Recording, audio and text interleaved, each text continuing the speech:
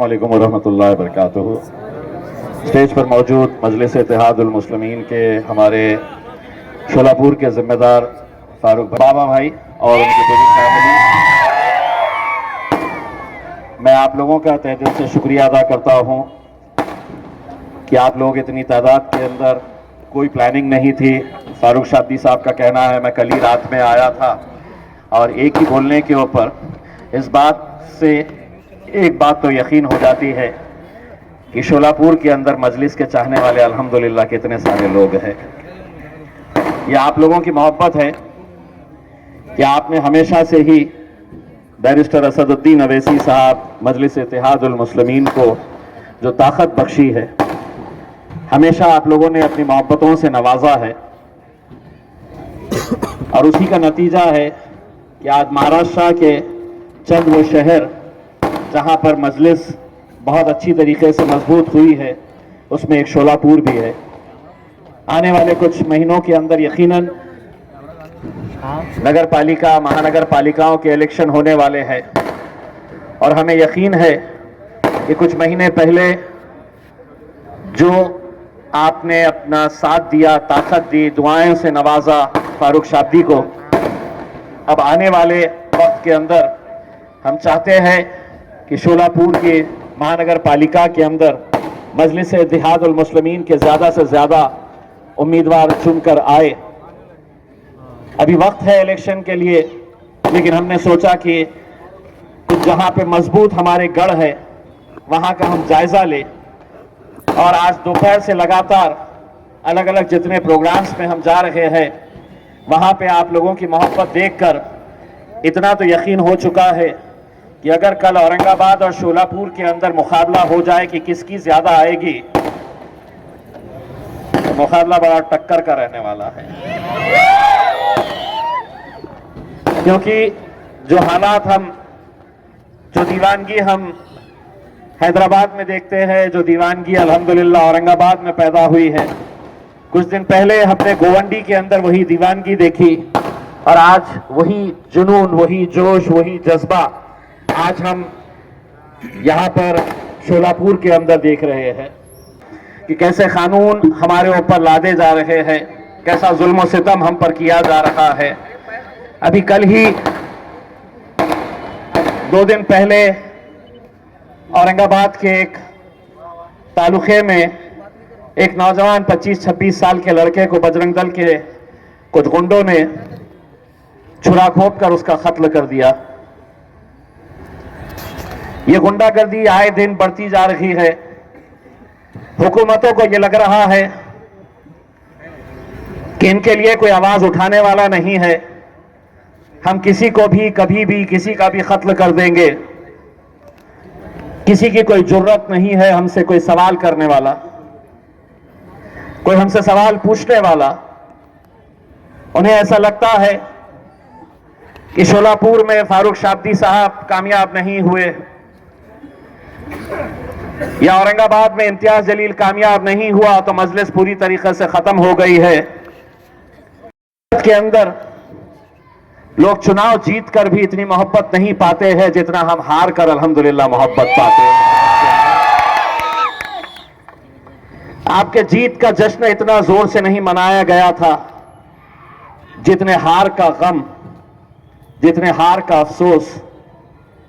एक एमएलए की सीट अगर हारते हैं तो एक कॉन्स्टिट्यूएंसी की सीट हम हारते हैं, लेकिन शायद मैं समझता हूं चाहे वो वारिस पठान हो, अतीक सर हो, फारूक शाब्दी हो या इम्तियाज जलील हो, हमारे लिए ना जाने कितने ऐसे लोगों ने अपने आंसू बहाए उस हार के ऊपर। लेकिन हमारे मुखालिफिन ये समझ बैठे कि अब हार गए, गिर गए तो खत्म हो जाएंगे। इतनी जल्दी खत्म नहीं होंगे मेरे। हम अभी भी वही जलवा रखते हैं, वही जोश रखते हैं। इसीलिए जो बजरंग दल के गुंडे 24 घंटे के अंदर पकड़े नहीं गए थे, वहां के एसपी को हमने कहा कि मैं आ रहा हूं। नौजवान तैयार नहीं थे। वो वो लड़के का जनाजा ले जाने के लिए तैयार नहीं थे, पोस्टमार्टम के लिए तैयार नहीं थे, उसकी तदफीन करने के लिए तैयार नहीं थे। उनकी यही मांग थी कि जो भी मुल्जिम है, जो भी हत्यारे हैं, पहले वो गिरफ्तार होना चाहिए। मैं गया वहां पर एसपी और बड़े बड़े अधिकारी थे। मैंने नौजवानों को समझाया, मैंने ये कहा कि हम अपने एक बच्चे की लाश को ऐसे ही किसी मर्चरी के अंदर हम पड़े रहने नहीं देंगे। तुम पोस्टमार्टम करने दो, पूरे एहतराम के साथ उस नौजवान की तदफीन करो। वो गुंडों को पकड़ने की जिम्मेदारी इम्तियाज जलील की रहेगी। और अल्हम्दुलिल्लाह तदफीन हुई। मैंने पूरे पुलिस डिपार्टमेंट को ताकीद कर दिया था कि अगर ये गुंडे पकड़े नहीं गए तो ऐसा आंदोलन जो तुमने शायद कभी देखा नहीं होगा, वो आंदोलन खड़े करूंगा और मैं उसका नेतृत्व करूंगा।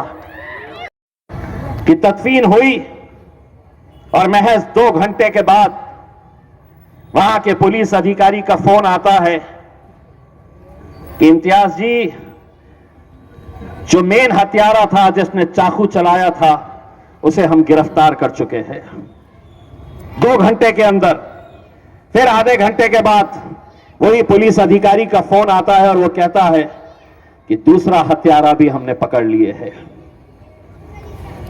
मेरे कहने का मतलब यह है कि आज तुम्हारे लिए आवाज उठाने के लिए कोई नहीं आने वाला।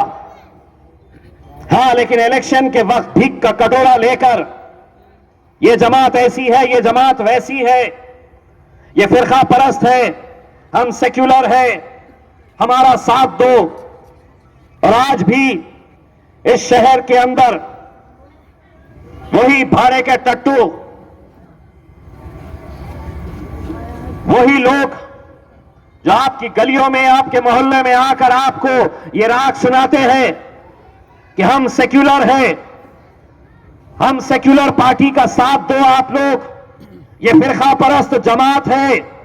तो अच्छी तरह से सुन लो, जब ऐसे वक्त आता है, जब तुम्हारी जरूरत होती है, तो तुम 4 दीवारी के अंदर बंद रहते हैं, एसी कैबिन के अंदर बैठ जाते हैं, अपने ड्राइंग रूम के अंदर पर्दा डालकर बैठ जाते हैं। अगर सड़क पर कोई उतरता है तो वो मजलिस इत्तेहादुल मुस्लिमीन उतरता है। और ये सेक्युलरिज्म का राग अब हम के ऊपर सुनाओ मत, बहुत हो चुका है।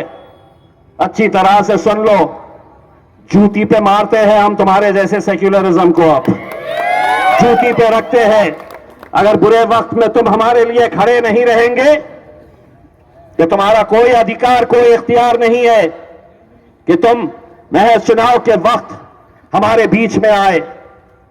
आज एक ऐसे दौर से हम गुजर रहे हैं, क्या वजह है कि चाहे वो वक्फ का कानून हो, चाहे जो नए नए कानून लाने की कोशिश की जा रही है, चाहे वो मस्जिदों के ऊपर से लाउडस्पीकर हटाने की बात हो।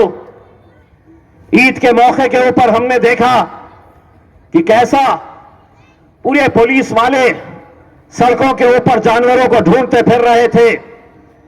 मैं शोलापुर की पुलिस को यह कहना चाहता हूं, जितनी तत्परता से जानवर ढूंढ रहे थे, नशा बेचने वालों को भी ढूंढिए वैसे ही। नशे का कारोबार करने वालों को भी ऐसे ही ढूंढिए। एक पूरी नस्ल खराब हो रही है हमारी, पूरे नौजवान हमारे अपनी आंखों के सामने खत्म हो रहे हैं। नशे का कारोबार हर उस शहर के अंदर चल रहा है जहां पर आपकी आबादी है। बेचने वाले आपके ही अपने मोहल्ले के लोग हैं। और उन्हें हिफाजत कौन कर रहा है, उन्हें सुरक्षा कौन दे रहा है? तो वही चंद पैसों के लिए वो हुकूमत, वो सरकार, वो पुलिस, वो प्रशासन जो इस नस्ल को पूरी तरह से बर्बाद करना चाहती है। एक बात समझ लो, जो काम अगर पुलिस नहीं कर रही है, जो धंधे ये नहीं कर रहे हैं, तो समझ जाओ तुम पुलिस वाले हैं, अटक लो। क्योंकि अगर हम आगे नहीं आएंगे, हम रोकेंगे नहीं ये सब गलत धंधों को, तो शायद ये जहर हर घर तक पहुंच जाएगा। यही हाल गोवंडी के अंदर, यही हाल मुंब्रा में, औरंगाबाद में, मालेगांव में, धुलिया में, परभनी, उस्मानाबाद, हर जगह के ऊपर ये नशा फैलाया जा रहा है, पहुंचाया जा रहा है। इसे हमें ही खत्म करना होगा। मोहल्ले मोहल्ले के अंदर कमेटी बनाइए, मोहल्ले मोहल्ले के अंदर जिम्मेदारी आप लोग उठाइए। मेरे भाई, ऐसे कितने हमने नौजवानों को अपनी आंखों के सामने मरते हुए देखा है। हम खामोश बैठकर अगर ये सोचेंगे कि नहीं ये जहर मेरे घर तक नहीं आया है, तो शायद हम गफलत में हैं। धीरे धीरे पूरी एक नस्ल को बर्बाद कर देगा। आज वक्फ का कानून हम पर लादा जा रहा है। आज ऐसे ऐसे कानून लाए जा रहे हैं, निशाने के ऊपर सिर्फ आप है, निशाने के ऊपर सिर्फ मैं हूं, हमें निशाने के ऊपर रखा जा रहा है। लेकिन हम भी अब इतने मन चुके हैं कि अब हम आंखों में आंखें डालकर अब हम टक्कर लेते हैं। ये 9:56 को घड़ी बता रहा है मुझे। पुलिस वालों को बोलो 4 मिनट के अंदर 2-4 छक्के लग सकते हैं, और हम कहीं को देंगे हमारे 4 मिनट।